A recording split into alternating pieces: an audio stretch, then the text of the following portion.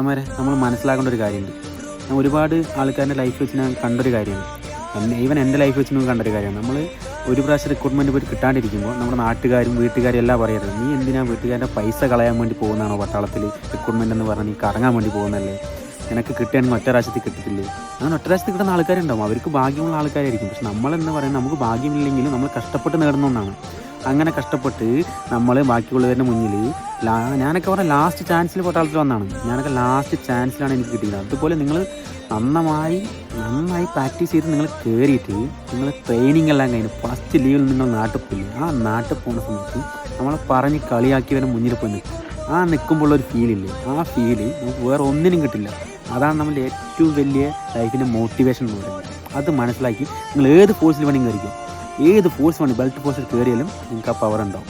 ആ പവർ മാത്രം നമ്മൾ മനസ്സിൽ വെച്ച് നമ്മൾ റിക്രൂട്ട്മെൻറ്റ് അറ്റൻഡ് ചെയ്യും, എല്ലാം ശരിയാവും. Best of luck.